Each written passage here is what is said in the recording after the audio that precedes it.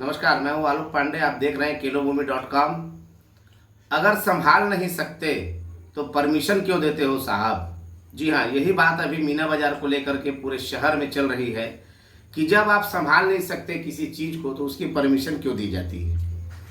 अगर हम बीते 15 दिनों की बात करें तो 15 दिनों से रायगढ़ के सावित्री नगर क्षेत्र में मीना बाजार चल रहा है और शुरुआती 5 दिन अगर छोड़ दिया जाए तो मीना बाजार पूरी तरीके से अव्यवस्थाओं के बीच में चल रहा है। यहाँ लूटपाट, छिनतई, मारपीट, छेड़खानी, इस तरीके की वारदात लगातार होती रही।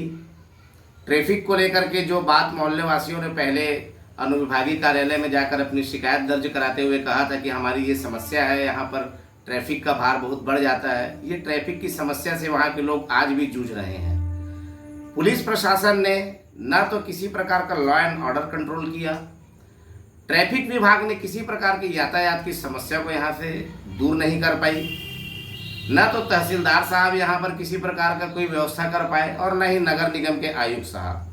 तो अभिमत क्यों देते हो साहब मीना बाजार लगाने के लिए। हम कल की घटना का यहाँ जिक्र करेंगे। मीना बाजार के संचालक के द्वारा जो लठैत अंडरब्रिज के पास रखे गए थे, उन लठैतों ने किस प्रकार ग्रामीणों को मारा, ये वीडियो में साफ दिखाई दे रहा है। जब ये घटना हुई ना तो वहाँ पर ट्रैफिक कंट्रोल करने के लिए कोई ट्रैफिक का जवान था और न ही लॉ एंड ऑर्डर को कंट्रोल करने के लिए कोई पुलिस का सिपाही या अधिकारी वहाँ मौजूद था। अगर ये होते तो निश्चित तौर पर कल की ये घटना नहीं होती। अब बात करते हैं हम इसमें कार्रवाई की। जानकारी मिल रही कि आज सुबह 4 लोगों को इसमें हिरासत में लिया गया था, जिसमें 2 लोगों को नाबालिग है कहकर छोड़ दिया गया है और 2 लोगों के ऊपर प्रतिबंधात्मक कार्रवाई की गई है। कार्रवाई को भी लेकर सोशल मीडिया में और पूरे शहर में चर्चा चल रही है कि क्या ये कार्रवाई उचित है। पुलिस का कहना है कि हमें कोई प्रार्थी नहीं मिला। मिलेगा कैसे साहब। ऐसे दर्जनों लोग हैं जो बीते 15 दिनों में मार खाए, जिनकी गाड़ियाँ चोरी हुई, कई लड़कियों के साथ छेड़खानी हुई। बाहर से लोग आते हैं मीना बाजार देखने के लिए और यहाँ पर कानून व्यवस्था नाम की कोई चीज़ नहीं है। ना तो वो रिपोर्ट करवा पाते हैं और न ही उनके साथ कोई खड़ा होता है। डर के मारे यहाँ के स्थानीय गुंडों से वो भाग जाते हैं, इसलिए शिकायत करता तो आपको मिलेगा ही नहीं। कल की घटना कोई पहली घटना नहीं थी मीना बाजार की। इसके पहले भी पिछले हफ्ते एक व्यक्ति को साइकिल स्टैंड में बुरी तरीके से मारा गया है। मारने के बाद उसे रोड में सुला दिया गया था। बाकायदा एम्बुलेंस आती है, एम्बुलेंस में उसको लेकर के जाते हैं, इलाज करवाते हैं। इलाज करवाने के बाद उसको डरा धमका कर भगा दिया जाता है। उस मामले में भी शिकायत नहीं हुई, कोई एफआईआर दर्ज नहीं किया गया।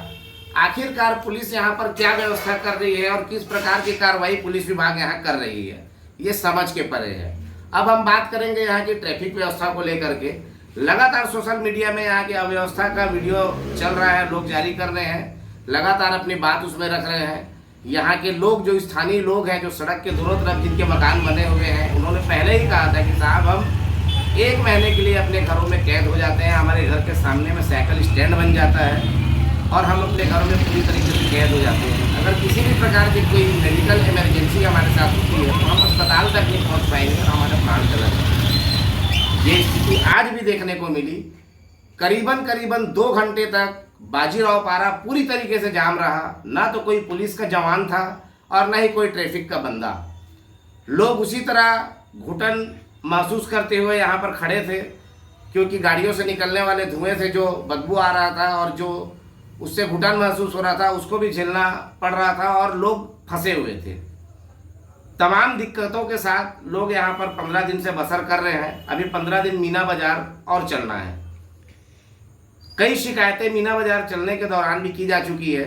लगातार वहां जाकर के एसडीएम साहब क्या शिकायतें की जा रही कि मीना बाजार को तत्काल बंद किया जाए, गुंडागर्दी हो रही है, तमाम प्रकार की ट्रैफिक की समस्या सामने आ रही है, लेकिन सुनने वाला कोई नहीं है।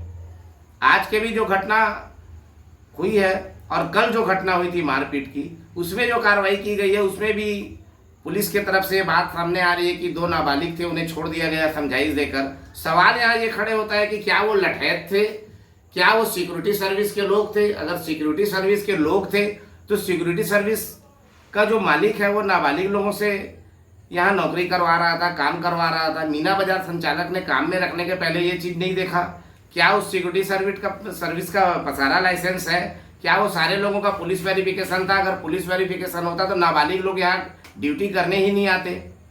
तमाम सवाल जो है इस मीना बाजार चलने के दौरान खड़े हो रहे हैं, लेकिन प्रशासन जो है अपनी जगह अड़ा हुआ है। 1 करोड़पति व्यापारी को हर साल लाभ पहुंचाने के लिए इस जगह में मीना बाजार की अनुमति दी जाती है। अगर ये मीना बाजार किसी सरकारी ज़मीन पर लगे, हर बार शिकायतकर्ता ये दलील देते हैं कि मीना बाजार को शासकीय ज़मीन पर लगाया जाए, जिससे 25, 30, 40 लाख रुपए की जो आय होगी उससे शहर विकास का काम आएगा। लेकिन कोई भी अधिकारी इस तर्क को मानता नहीं है और 50 लाख 60 लाख रुपए 1 महीने के लिए एक व्यापारी को ओबलाइज करने के लिए, उसकी सहयोग करने के लिए यहाँ की ज़मीन में मीना बाजार लगाने की अनुमति दे दी जाती है। जबकि किस तरीके की यहाँ की समस्याएं हैं हम आपको फिर आज अपने वीडियो के माध्यम से दिखाएंगे। बने रहिए केलोभूमि.com के साथ।